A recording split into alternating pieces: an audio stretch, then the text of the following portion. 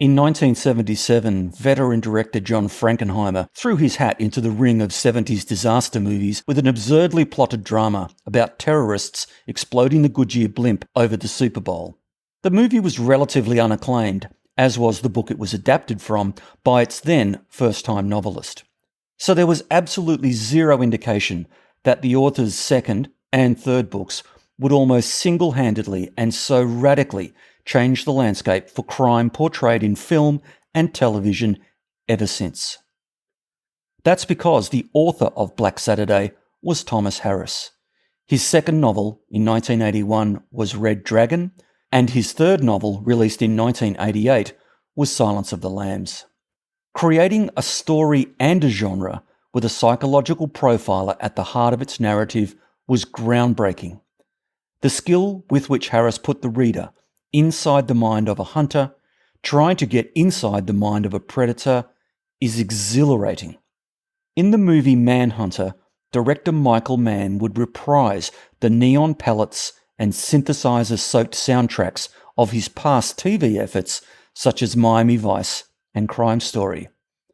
Dante Spinotti steps in behind the lens, and along with production designer Mel Bourne, they deliver up a sumptuously rich visual and audio experience. William Peterson is brilliantly cast as the profiler Will Graham, who has recently retired from profiling after he brought to custody Hannibal Lecter, but not before Lecter attacked him and nearly killed him. In Manhunter, a new serial killer is murdering entire families, and the FBI cannot get a bead on who this unsub might be. Head of the BSU, Jack Crawford, played by Michael Mann favourite the great Dennis Farina, approaches Will to convince him to help. Graham reluctantly agrees. The movie that follows is a tense game of cat and mouse, where Peterson's performance is the centrepiece of the film as he attempts to become almost a voyeur into the workings of a psychopathic mind. In the scene that brings the breakthrough for Graham, it is shot claustrophobically, awkwardly, in a closed room, with just Will and Jack Crawford. Will is watching home movies transferred to videotape of the two families which were gathered from the crime scenes as evidence. Graham is obsessively playing and replaying the videotapes on two TVs and two VCRs. In a slow build-up, Graham has his dawning moment of insight. The music swells as he barely whispers his insight, and whilst Crawford is on the phone confirming Graham's hunch, Will walks over to stand at a full-screen window. It's nighttime, dark outside. Will is reflected in the glass, alluding to him being a reflection of his various quarries, like Lecter and Dolarhyde. He's back to the camera, he puts his hand up and lightly touches the glass, and his reflection, as if trying to reach through to another dimension. We see Will's face in slight profile and reflected in the window. It's a scene of great restraint, yet immense impact. The scene is scored and edited brilliantly, with assured direction, but most of all, it is killer casting.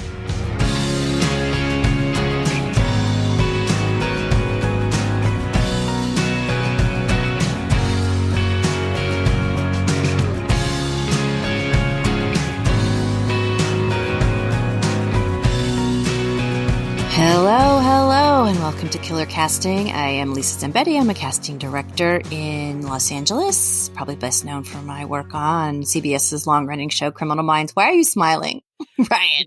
Because you got to. Hi, I'm Lisa Zambetti. Oh, shut up. I'm working on my voice. Anyway, with me today are my two sexy beasts. Go ahead and introduce yourselves. Brian A. Hill, Los Angeles, California.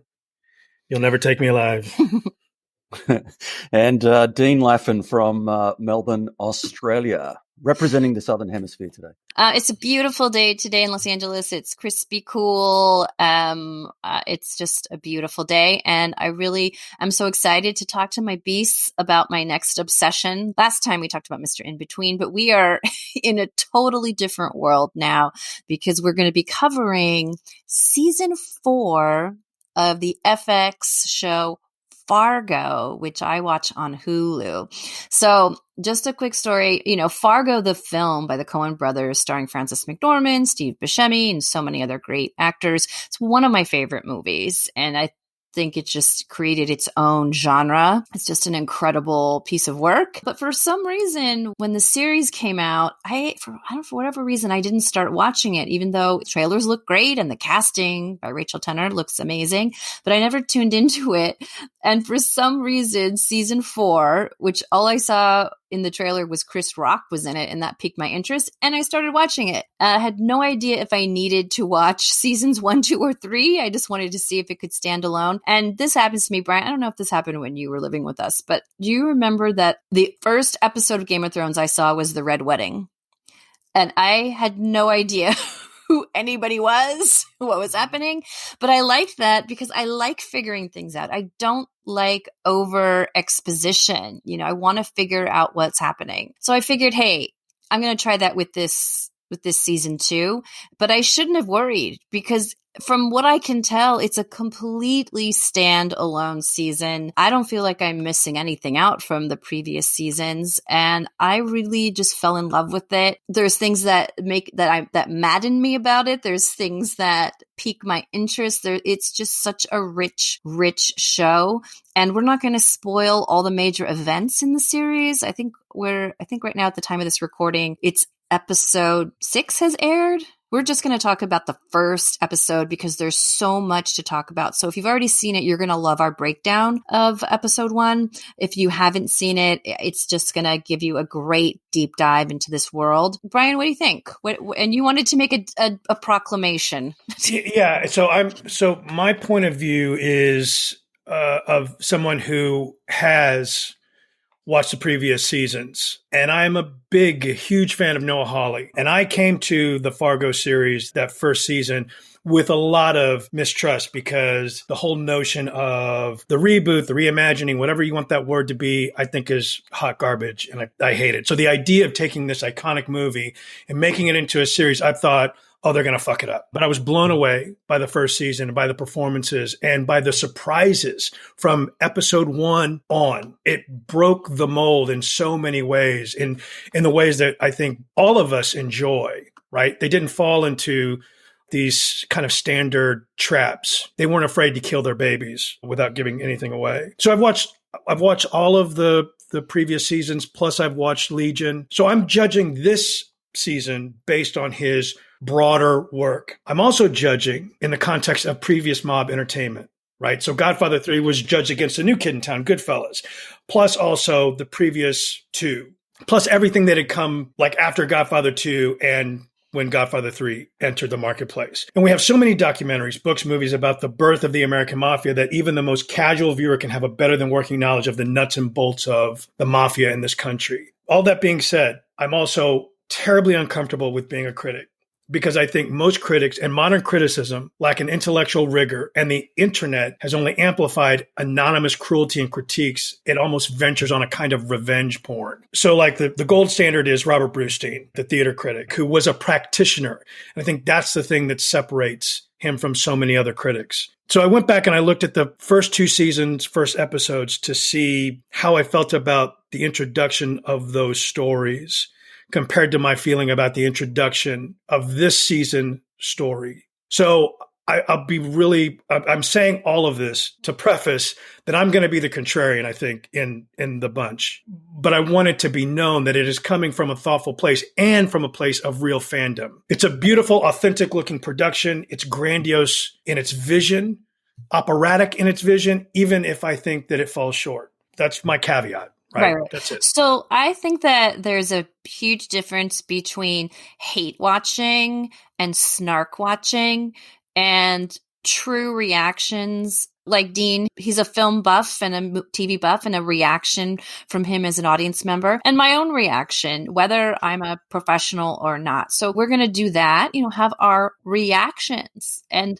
that's what it is. You have to have an authentic reaction and then go back and put on your brain, your smarty pants brain, and pick it apart, which is why I watched this twice. And I watched it first to have my experience of it. And then I went back again, and then I marked, and then I just took it. I analyzed it like a diacritic model. I mean, I really put on my theory hat. And hopefully a lot of people who are listening to this, like, what the fuck are they talking about? We're just here to talk about Fargo. But I think because Brian and I are in the industry, we know how hard it is just to get a freaking show on the air. It's casting stones that we don't want to cast. However, it's important. It's important to look at the work and hold it up to the light and talk about it. Dean, please weigh in here. I might fall somewhere between Brian and yourself. Like Brian, I'd watched series 1, 2, and 3 prior to this and was blown away, as Brian was. Again, like you, Lisa, Fargo, the movie was one of my favorites. The Coen brothers, probably my favorite filmmakers of all time. So when the first season came out, I was, like Brian, on tenterhooks going, this can't possibly go well. And it went so much better than I expected. And you wouldn't say, you can't say better than the movie, but they certainly did not let the Fargo brand down, if you want to sort of talk about it in those terms. And 2 and 3 were likewise excellent. So I approached 4 with a bit of trepidation. And in the first 5 minutes of the opening, I was feeling, oh no, this is clumsy. This is not going to work. I'm not liking this. And 5 minutes later, after a certain scene, I thought, this might be the best thing I've seen this year. So I went from sort of one extreme to the other, and I'm not sure where I've settled yet, having not, of course, it's not finished. So yeah, I'm keeping an open mind and I am enjoying it. I want to jump right into what the beginning of this season brings. And again, I have no idea what all the other seasons brought. I'm completely innocent to all that. Yes. I will say this, like, there is the thinnest of threads that sometimes connect 1, 2, and 3, but they are not important to a grander kind of storytelling. Each season can stand independent of every other season. So you don't have to watch 1, 2, and 3, although I highly recommend watching 1, 2, and 3. This starts out with a prologue that is 20 minutes long. And if you only watch that prologue, dear listeners, that would be fantastic, because it's one of the best beginnings of a show that I've ever seen. It's a real standalone piece of work, this first 20 minutes. Dean, you mentioned that the last show we covered, Mr. In Between, was only 20 minutes long. And this show is a full hour long, and it feels like fucking 5 hours because it's so dense. I found myself holding my breath for the entire hour of the show. It starts out with a young teenage girl standing in the principal's office, waiting to be seen.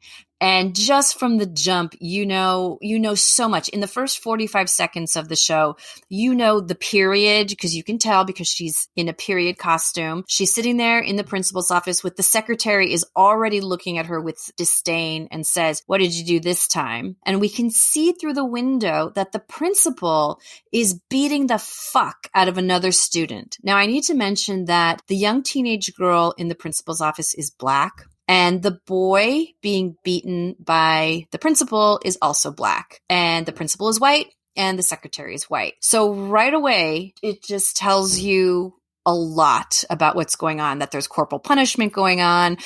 We're probably back in the 50s, something like that. And the VO is this young teenage Black girl starting to tell her history report. And her VO goes through the history report, and it's juxtaposed with what we're seeing on screen. And it's My History Report by Ethelreda Pearl Smutley.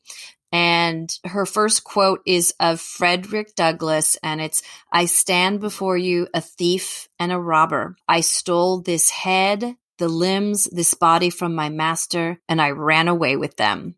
And her point is, the moment that their feet touched American soil, African Americans were already criminals. So what did you think about this first part of the scene? And before I just want to add a little bit, the principal does come out, and the actor they cast as the role of the principal has got one of the best visuals I've ever seen. His face is like a Mack truck mated with a bulldog and had a baby. It's so fantastic. His face just tells a story. There's a cruelty to it. And this is what killer casting is all about. He has no lines. He doesn't have a line up until that point, but look looking at him, you just know the world that we've just entered. The way he looks at her, and she's just resigned to what's about to happen. It makes for effortless storytelling. It does the heavy lifting. Beasts, what do you think? So the opening scenes were really interesting. As I said before, I initially wasn't quite sure that it was going to grab me. And then if you haven't seen them yet, the character Ethel Ryder is taken to the principal's office a couple of times. And because I think I'm just a little bit weird and I join dots, as she's taken away from the principal's office, she's led by the elbow by, the secretary or teacher or somebody, and she's taken back to her classroom. And when the very first we see her, she's sort of pushed onto in front of the camera from our left to right. And I thought that was odd. And then when she was being led down the hallway, she passes a janitor. And the camera is behind her and the teacher, and the janitor gives her this really weird look. And it happens not once, but twice down the same hallway. And I'm thinking, I've seen this before. And it finally clicked. It is a shot-for-shot or camera track remake of the Coens in Raising Arizona when H.I. McDonough is taken from the photographs with Holly Hunter's character, and he's walked by the elbow, the trustee's got him by the elbow, and walks him past the cleaner who scowls at him. And it's just, I just burst out laughing. What a fantastic little homage there from Noah Hawley. I'm sure that's what it is, or maybe it's just my imagination, but I had a chuckle about that in quite a serious part of the intro, but I just thought that was brilliant. I love it. That's a deep cut. That's a deep cut, man. Like, yeah, I didn't even get that reference. I don't know that film well enough. For me, when that janitor's look to her, that's about 45 seconds into this episode, and it just establishes everybody hates her. Like, even the fucking janitor looks at her with disdain. So far, everybody, and that, as you say, it gets repeated again and again. The teachers hate her. And she's getting in fights at school. But anyway, it's just amazing. And her, go ahead, Brian. For me, the report voiceover explaining the history as a device, it didn't work for me because she's laying out, the crime family thing, and then inserting commentary about her own life. And I was like, again, it's about the payoff. Who is this being delivered to? And it doesn't seem to maintain a kind of consistent narrative. It seems really kind of ham-handed as a device to kind of introduce the criminal history of Kansas City that gets us to 1950. That was kind of my initial response to it. And I understand also, too, if that's a device used simply for the prologue, fine. Okay, cool. I hear you, and you acknowledge me. I acknowledge you. Acknowledge your feelings. I see you. F your feelings. For me, starting a series from a POV of a young Black girl in the 50s, looking back at the Kansas City of yore, for me was such a unique thing. It was just I just loved it. I just really responded to that. Maybe it's the times we're living in. For me, it was everything. Her VO with the report and all of the parallels between who is an American. For me, it worked.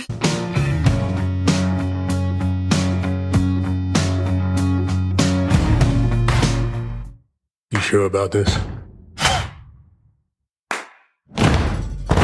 You remember what happened to the Irish? Italians, they're the past. We're the future. They just don't know it yet. We're the goddamn Roman Empire.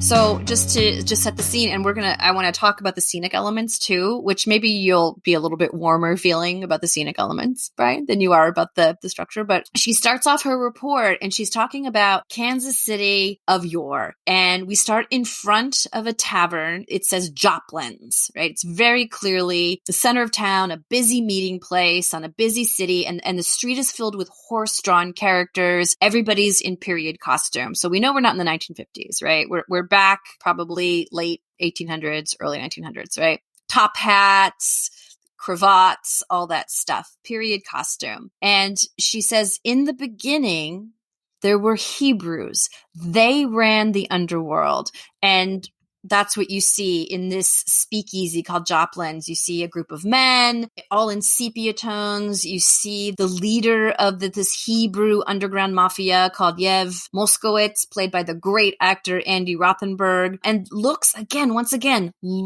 matter in this show. His very intense look matters. And there's no dialogue, just her voiceover. And you see the Hebrew mafia led by Moskowitz. And it's very important that he's sitting there conducting business and he's drinking milk in the speakeasy. Then, 1916, she establishes, here comes the Irish. And they show that same busy street, but now there are automobiles. And the costumes are changing, and these two groups of men meet each other face to face in front of Joplin's. The Hebrew gang, the Moskowitzes with their leader, and they face off against the Mulligans and their leader. And again, what a face on the head of the Mulligans. He's scarred. He's got this thick, thuggy face. No more top hats, right? Now we've got a lot of caps and layers of costumes, vests, ties, jackets. The Milligan leader has got a fur-trimmed collar. And it's just a fantastic, all of these layers, and it's just screaming style. It's screaming period. None of these characters actually bought these clothes. Like, it's not that realism. It's not gritty. It's very, very style forward, showing you the style. And it's just great. These two families meet, they spit shake hands, and then this amazing scene happens where the two groups of families go inside, and this use of rhythm is something that we're normal as theater artists. Brian and I are used to seeing a lot of rhythm used on stage, and I've never seen it used on screen this way, that these two rival families go inside the tavern and there's this call and response stomping where one side stomps, the other side stomps. It's like this ritual, this rhythm. And I'd love to get a sociologist or a history professor on the show to tell us if this is accurate, like where this comes from. It's just such a specific, interesting thing. And they do this, it's almost like a sacrifice between them. It's this ritual. And again, no words have been spoken yet, guys, just Ethel Rita's VO. What happens is the Moskowitzes and the Mulligans each shove a son into the middle of the room. To keep the peace, the head of each family gave his youngest son to the other in trade. So each son goes to the other family. So the Irish kid goes to the Jews, and the Jewish kid goes to the Irish. And just the looks that the patriarchs are giving each other, it's like, I don't know, it just filled me with tension and like, what's going to happen? Somebody is going to die. Somebody in this family, some child, something is going to happen.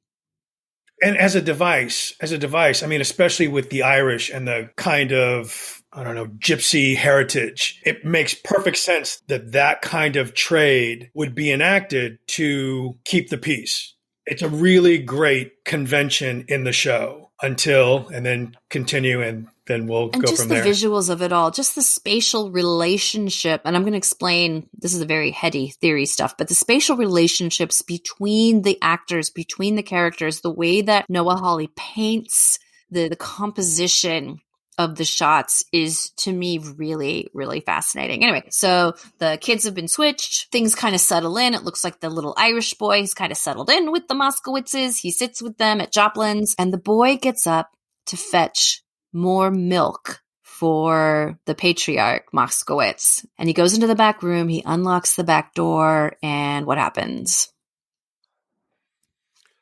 Double cross.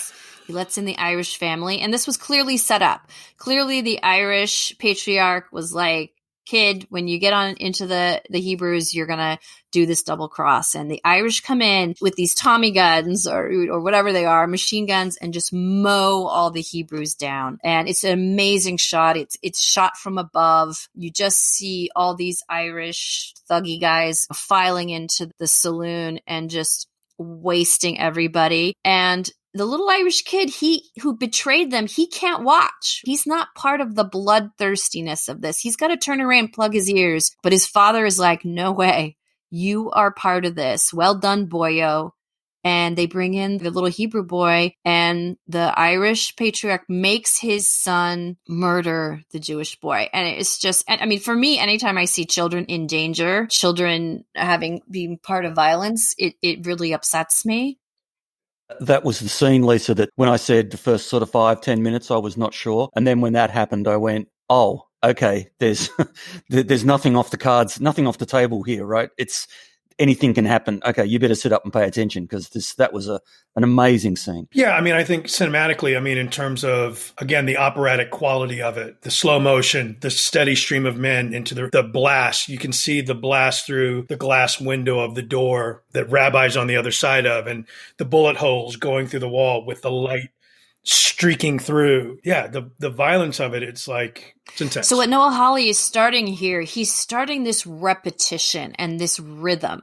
He's teaching you how to understand the world, because next comes another repetition. We're in 1934, moving forward in time, as Ethelrita is narrating. And who comes next? The Italians, right? So we establish this repetition, these two warring groups of gangsters. They meet in front of Joplin's speakeasy, just like the time before. This time it's the Irish Mulligans and the Italian Fada family, right? I'm very interested in this family. The costumes start to change. The hats now are fedoras. The jackets are now Italian leather. And what I love about it, because I'm Italian, and of course, as we've mentioned, there's so much Italian mafioso canon out there. The faces of these Italians are not your normal goombats, okay? They're not recycled from other mafia shows. In fact, this Italian patriarch, Fada, he's got pale blue eyes, which is a northern Italian trait, not Sicilian. The family name is Fada. Again, the two fathers, the patriarchs, they do a spit handshake. And what I noticed about the Mulligan patriarch, now he's in a full length fur coat. When he first comes to America, he's got a little bit of a fur. Now he's full on. It shows you his wealth, his status. I just think it's amazing. And Brian's going to talk about in a second. Fada, the Italian, keeps his hat so low it partially obscures his face, which was really an interesting choice to me. What do you want to say about that, Brian? Well, I mean, in the same way that the janitor scene evokes Raising Arizona, that cocked hat and the way he looks beneath the brim of that hat is right out of Miller's Crossing with Gabriel Byrne. There's a couple really iconic scenes, like that's how he wears his hat, and that's what we see of his eyes, like under the brim of that hat. And so it's a really great kind of callback. I mean, I think that Noah is so enamored of the canon and is so respectful of the canon. And you see it in these moments that are just fantastic. I'm so glad that you've watched those films, because I don't know very much of the Coens' oeuvre. I've seen Fargo and a bit of Raising Arizona, but that's it.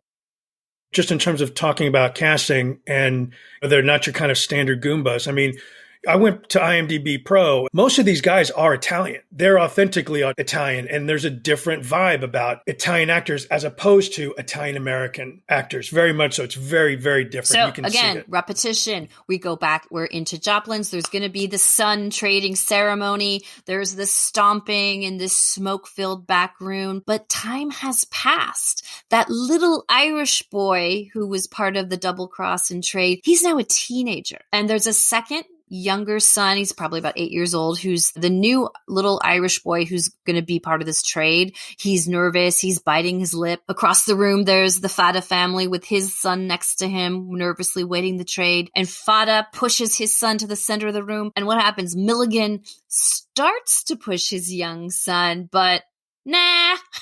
He goes and he pushes the teenage son who's already done his time in this enemy territory, who's already proved his loyalty. He's got to go again. And that storytelling, I just loved that. It's a double cross of a double cross in a way.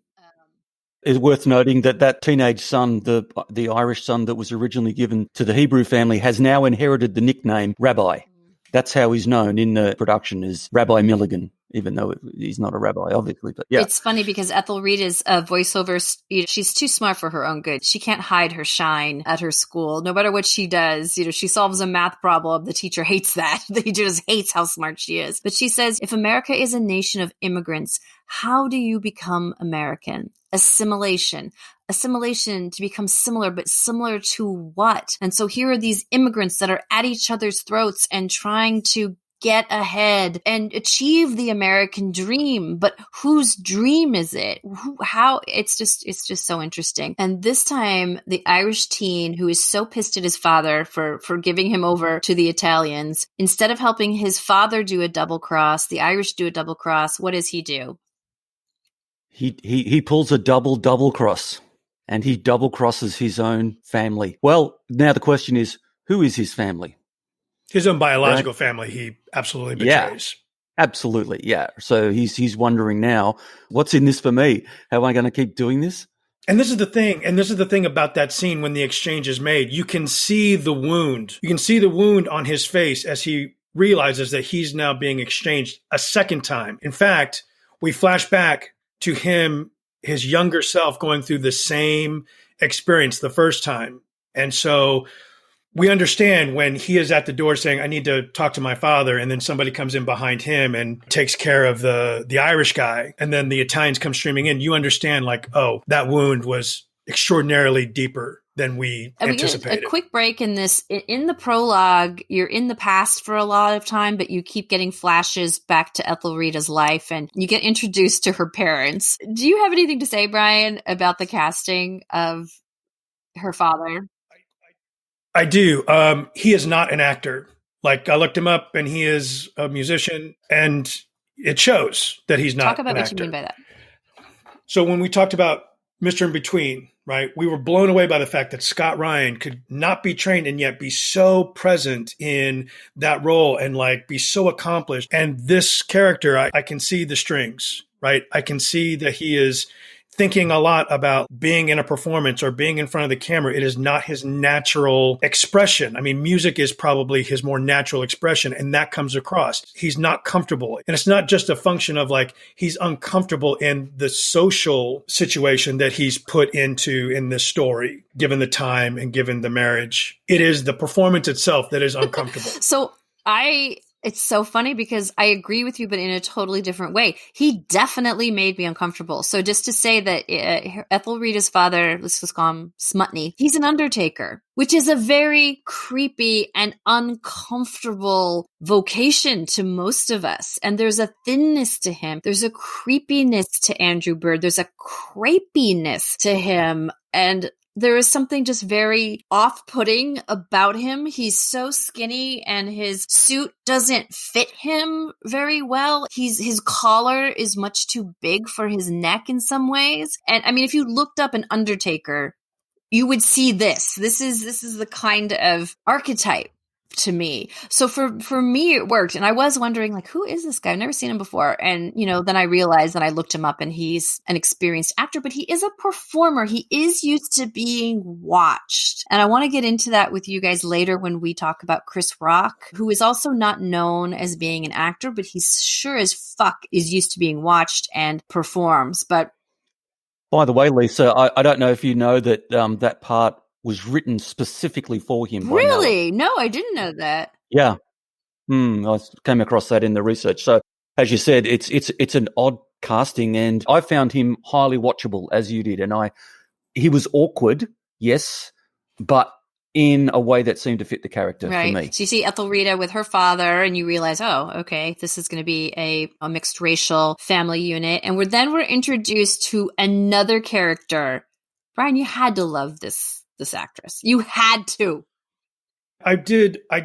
Jessie Buckley, I've only seen her in Chernobyl. She is evocative of Billy Bob Thornton's character in season 1. He is a assassin and hitman, but he's basically Loki. He's like the god of chaos and mischief. There's things that he does aside from killing that are just like pranks that he plays on people to fuck with people. That's just hilarious, right? And she has that same energy, that kind of like instigator and kind of malevolent supernatural force. You could, for when I was watching season 1, all through that entire season, I literally thought like Billy Bob Thornton is the devil. He's the devil incarnate. Like like that's what Noah Hawley is doing. He's personified the devil in this man. And I have the same sense of her in this way. Like she's that kind of chaotic force. I mean, I think she's great. Why don't you describe, so Jessie Buckley is playing this nurse that we meet. She's attending a funeral at the funeral home. Nurse Mayflower. Describe her from your point of view. Prim, very proper. Even if when she's not in uniform, everything is just so. Episodes 1, 2, and 3 of Fargo had a similar kind of aesthetic in terms of the people and the places, locations, and accents and so on. And she forms that link back to the movie. She's got the really thick Minnesotan accent, don't you know, and all that stuff that we know from the movie. I have a friend who's from Wisconsin, and it's all the farm and my arm and my, Well, I can't speak. I don't think I've ever met a real Minnesotan. I've only seen the film. But anyway, it was clear that she was the link to that. She's got that broad accent, which, by the way, in real life, she has a thick Irish brogue. I was watching an interview with her.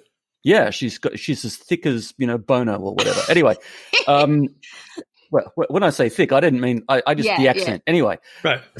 Yes, but she's very buttoned down, but she's also got this loose cannon thing about her, as Brian was saying, or as you were saying, Lisa. She could do anything at any time. There's this hint that she doesn't give a shit what anyone else thinks. She will do whatever she wants to do. And although she looks like a bit of a wallflower and that she's buttonholed into a certain role, as we know from episode 1, that's not the case. She's got, as we say here, a few roos loose in the top paddock, meaning she's not all there. She's a little bit crazy. Exactly. But her and even more than that, there's every chance as the series unfolds that she's actually, if not a psychopath, then certainly a sociopath. And she hides it under this veneer of being a polite, nice, little Minnesotan nurse. Yeah, it's an amazing introduction. Yeah, I'm fascinated by this actress. From the way she moves, the rhythm of her walk, and they've got her in this Lucille Ball red hairdo, back in the day when the nurses had to wear those little white hats and the pinafore and all that stuff. And that Midwest accent just slaps you across the face. It's so strong, but everything about her, it's a very theatrical performance, when you add it all up, yet it still feels effortless. It doesn't feel put on. She's fucking incredible. It's not excessive. It's not excessive. It is specifically drawn down to her physicalization, her accent. This is a very specific character that we're seeing, and it's not over the top. I want to jump back into the flashbacks. We're at 1949, and now we have this familiar rhythm. Two crime families meet into the street. We got the Italians now, who are the lead dogs of Cox of the Walk. And in comes Loy Cannon. So here's where we see the real casting might of the show. Loy Cannon, played by Chris Rock. He walks up to this Italian crime family. It's very interesting because he walks in alone. And the Italian is like, where's the rest of your people? Or whatever. And then all of his people come from every corner of the street and you see them facing off. And what's great, I love this device. You probably hate this device, Brian, but you see all the Italians and you see all of the black crime mafia facing off. And all of a sudden you see next to each actor, you see their name. It's like there's a subtitle of everybody's name. So you just know who's who. And that's so important because all of the younger Italian characters that you saw in the past scenes, they're grown up. The little Italian boy who got traded to the Irish is now grown up, Giusto, and he's played by Jason Schwartzman, who we're going to get to that whole hullabaloo in a second. You have Chris Rock, and then the little Irish boy who joined forces with the Italians. He's named Rabbi Milligan, and he's played by the amazing Ben Whishaw. If you don't know who he is, if you've seen Paddington Bear, then you know his voice. This actor, his face, I could stare at his face for years. It's so rich. It's weary. It's just got the how would you describe his face, Brian? when I saw that he was in it, I was really surprised because they don't show him in any of the previews that I remember seeing. So to see him in there was like, holy cow, because I remember seeing Wishaw in Cloud Atlas. He played Q in the most recent incarnation of the Bond movie series. And yeah, he's just this wise beyond his years. He's got he's got this kind of he's got a very boyish look about him, but he's got this very kind of sad and world-weary look about him always, where he's constantly thinking about the world. He's a fantastic actor. I mean, like, I think he's extraordinarily underrated and doesn't get nearly the kind of attention that he should. It's a great piece of casting. Well, I think people like you and I know that this is a get. This is a huge get, I think, for the show. And that's just an inside baseball kind of a thing. But yeah, he's got a very young, boyish face, but it's the oldest fucking boy ever. I just love this casting. And again, it's effortless. You look at him and his face just tells you everything that has happened. Noah Hawley has a remarkable record of getting really good big names attached to his shows. But then he also populates so many of the roles with great local casting. So I know a ton of these folks are from Chicago. James Vincent Meredith is a guy I actually did a play with when I lived in Chicago, and he is in the show. By? He played Opal, the guy with glasses. William Dick, who plays the banker that they go to, that we'll talk about later, he's a Chicago guy. The guy who played Yidler, the Irish, the father, the patriarch, whatever, he's a Chicago actor. There's a ton of just Chicago actors all through this thing. And in fact, Allison Tolman, who was the lead in season 1, she was working a temp job in Chicago, who turned in a self-tape and booked the gig. You know what I mean? So he is drawn from local casting, from Chicago casting. He's not afraid of that. He doesn't need it to be 100% off of a list, which is something that I love, because people are getting a shot to like really demonstrate how good their cities are, how good the talent is in that local pool. And I think this show, this season really, really shows it, because they shot it in Chicago.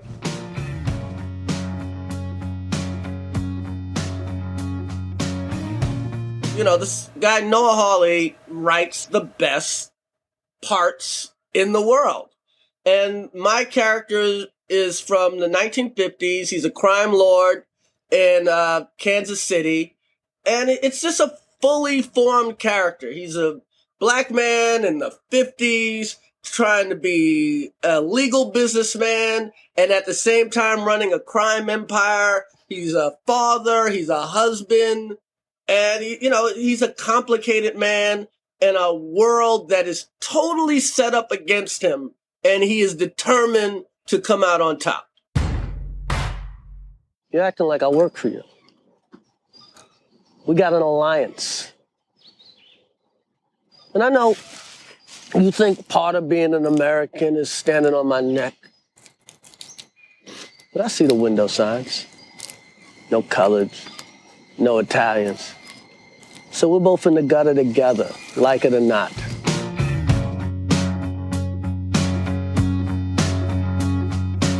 G'day folks, Dino here.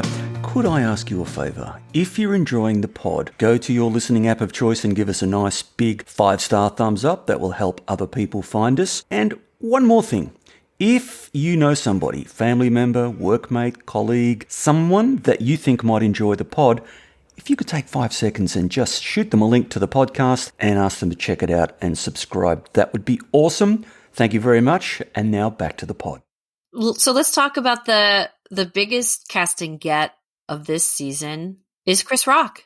I mean, what did you both think when you saw that he was cast? My first thought was, this could work. I didn't feel, oh, wait a minute, what's he doing in here? Because the first thing I thought of was the long cavalcade of comedians who have turned in stunning performances in dramatic roles, not least of which Robin Williams and Jim Carrey, and, the list goes on and on. I only knew Chris from his stand-up, and not much of that. So I had a kind of an open slate pretty much, and I was ready to accept whatever was there without too much baggage. And I think he's really good. He's very believable. Like as a character, he's Aloy, the young patriarch of this new up-and-coming crime family. I bought it 100%. I thought he was great. Unusual casting, but the first couple of seconds, I'm like, really, Chris Rock? And then I got over it and just enjoyed it. I knew that for him to do this, it must be an incredible role. It must be something that challenges him in a way that we've never seen. For him to do quote unquote TV, I guess this is called TV. I guess you would call it TV, but there must be something so special about the arc of the emotions in this character that brought him to it. And I would love to talk to Noah Hawley and see if this, as Brian has said, if this is from a list, which in casting terms is we have a list of actors we would offer to, and the casting director usually comes up with that, or if he wrote the role with Chris in mind, or I'm just interested in how that all came together. We can get Rachel Tenner on to talk to us about that. But standing right next to Chris Rock is the fucking king. The king that I'm so proud that I got to cast on Criminal Minds, Mr. Glynn fucking Turman. If you've seen The Wire, then you know who Glynn Turman is. He is just an incredible presence. Anchor for anything he's in. Glynn Turman is who you turn to. And when you talk about somebody who understands style, who wears the fuck out of his costume, who knows how to wear a fedora, who knows how to walk into a scene, there is just nobody like him. And having him work, he's got all of his scenes are with Chris Rock. And, like we've said before in Mr. In Between, when you put a newbie like Scott Ryan in a scene with Damon Herriman, he's going to be in good company. He's going to learn so much from just being in those scenes with somebody. And I just thought that they're pairing Glynn Turman as Dr. Senator, that's the name of his character, and Chris Rock as Loy Cannon. I loved seeing that. And I'm sure that it anchored Chris Rock. That's my guess.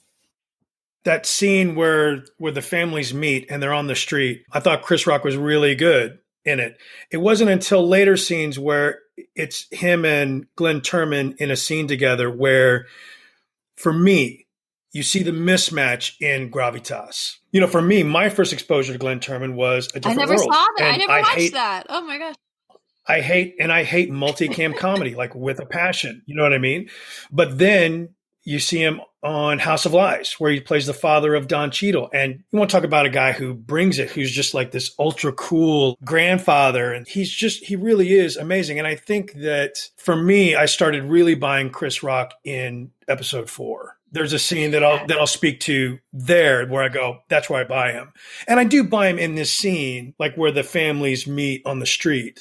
So yeah, I mean, I think I think it is an interesting piece of casting because he's not like the conventional choice by a long shot. This casting helps. It sort of is the difference of the actors is reflected in the difference of the roles, right? Because Dr. Senator as a role has more gravitas than Loy. He's got a bigger picture. He's so much more educated as well.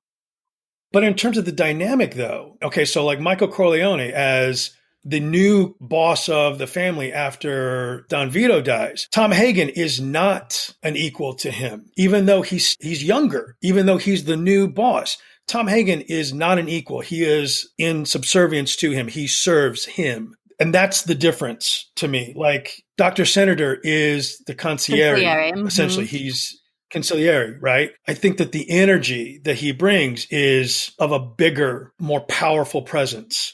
And you really see it in the scene in the bank, like how he sits, how he talks. Chris Rock is eager and is leaning forward. Dr. Senator is leaning back. But I love that. But don't you love that?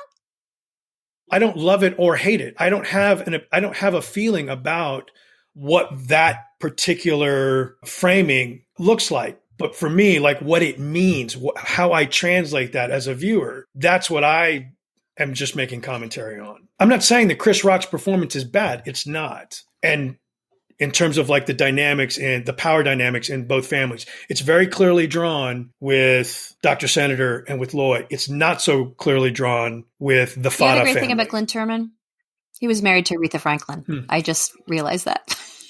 Yes. What? Yes. For how long? I don't know.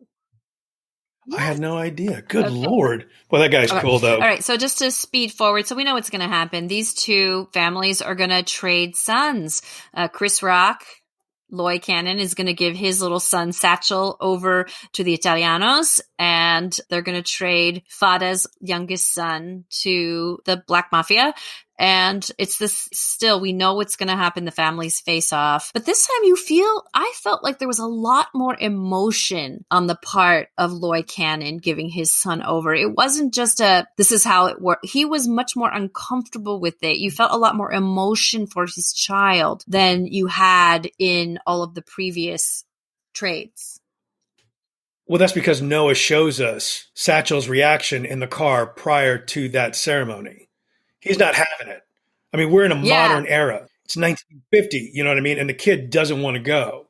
And Noah shows us that. The other kid is like, I don't want to go. What are you doing? Which is interesting. So now you're breaking a pattern. And that's a powerful storytelling device to me, is you set a pattern, break. It's interesting because Ethelrida's voiceover is none of them are considered white, which I think is a big surprise to a lot of people, that Italians and Irish were really considered white. They're Dagos, Negroes, mix, all fighting for the right to be created equal, but equal to what and who decides? I don't know why. It just rang so true to me. Maybe it's just the times we're living in. We're still trying to figure this out in our country. Anyway, so Ethelrida, she concludes her report, and you see them now. Okay, now we're back in the present day, and you see Loy Cannon, Chris Rock, with her parents, and there's something going on. Something is afoot. Something is being agreed to with this black mafia head and her parents, and she doesn't know what it is, and her mama is not about to tell her what it is, and her mama rules the roost, and her poor dad is like, sorry, kid. I wish I could tell you what's happening. But anyway, so that's the prologue. And I just was really transfixed by it. And I know when we come back, we're going to talk about the rest. We're still just in the first episode, but it's such thick description. It's so rich. And I just want to amplify the costume, the wardrobing, the music, the casting. For me, the writing, the structure. I'm just in love with it. Boys? I came to it with zero expectations. I'd only seen half of the trailer and didn't know what to expect.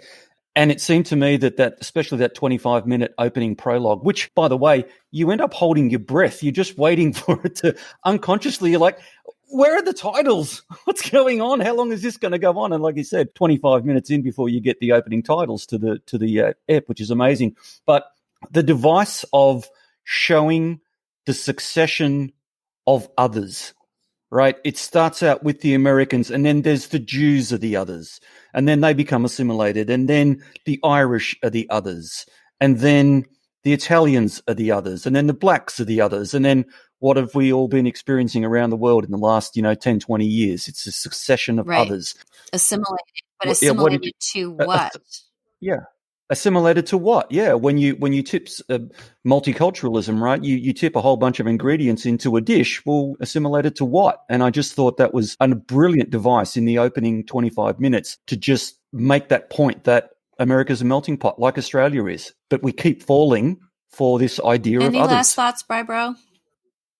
I'm going to go to the scene with Cannon and with Fada with the blood oath. Prior to two scenes, they spit and shake, whatever. This time, Loy says, I thought we were going to do this like men, and has a knife out and cuts himself. Fada, the elder Fada, cuts himself, and they shake hands in blood. This is the overarching problem that I have as somebody who is a huge fan of all things mafia. That blood oath is a Cosa Nostra ritual for associates to become made men. They do that as part of that ritual. And the problem that I have there are too many anachronistic things occurring in the show for my taste. In 1950, there was a broader, greater national organized syndicate that they paid homage to, and that there were these kind of sub-fiefdoms across the country. There was the Chicago syndicate, Kansas City, there was Miami, there's Boston. There were like these pockets, but the head, the five families resided in New York. And there's Miller's Crossing works as a gangster movie because it's set in the 20s before there was a kind of coalescing of these families into an organized outfit, right? So you can have like standalone gangsters vying for pieces of the pie in Prohibition. It's set in the 20s. In 1950, you have a very particular set of circumstances that most people who have watched any kind of mafia, anything, that's including Goodfellas, understand and know. And I think that they don't acknowledge that to the great disservice of the story. It takes me out of a reality of the given time. Noah Hawley is like that Shakespeare director who tries to fit his Shakespeare play into this particular period so that it fits his message. Or he sets King Lear as Trump. And so everything then has to be like Trump and the American blah, blah, blah. And you lose something. You lose something in the actual telling of your story by trying to fit the time to your circumstance. It weakens it, in my opinion. And there's plenty of instances that jumped out at me that made me think that and took me out of the story. Yeah, I hear you. That's why I want to bring on my friend Dr. Douglas Flo, who is an expert at this time period and the African American experience during this time. And I'm hoping to get him on. But I hear you, and I see you, Bri, and I respect Thanks you, for acknowledging me. I appreciate that. You Californians are unbelievable. Hey, snowflake, F your feelings. But what I would proffer is that I think what Holly is doing is just showing a counterpoint to what we've expected from our mafia canon, right? Because there is no Michael Corleone in this one who can take over when Marlon Brando dies. There are so many things that just don't work out the way that we expect them to. You know what Fada says when he goes to do the blood oath with Chris Rock? He calls him a ragazzo. He's a boy, ragazzo. And I bought that. I'm like, okay, this guy thinks that he's doing the Italian way, or this means something to do this blood oath, but he's a ragazzo. Anyway, so I bought it. Brian didn't buy it. Dean doesn't know what to make of us. He doesn't know what happens when mommy and daddy fight, but that's okay. It's fine. Yeah, that never happens down here. Hey, and I won't speak to Lisa until this next podcast, and I'll put on my best face. Guys, by the way, we've been talking. Sorry, just before we go, we've been talking about these two families. So just remind me, Lisa, what is the name of what's Loy's last name? Cannon. And what's the Italian family name? Fada. Say them together fast. Ooh, Cannon Fada. Hey, there you go. There's another Good one of my work. little dot joining things. That's no accident, right? We never would have thought of that. Well, and holy shit, my notes I even put scene with Cannon/Fada, and I didn't even. It meant nothing. I love it. That's why I have you. That's what makes this show the show that I wanted to do. Thank you, everybody, for listening.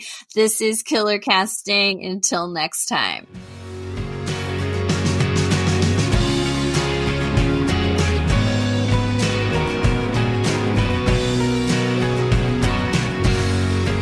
Killer Casting was created and produced by Lisa Zambetti.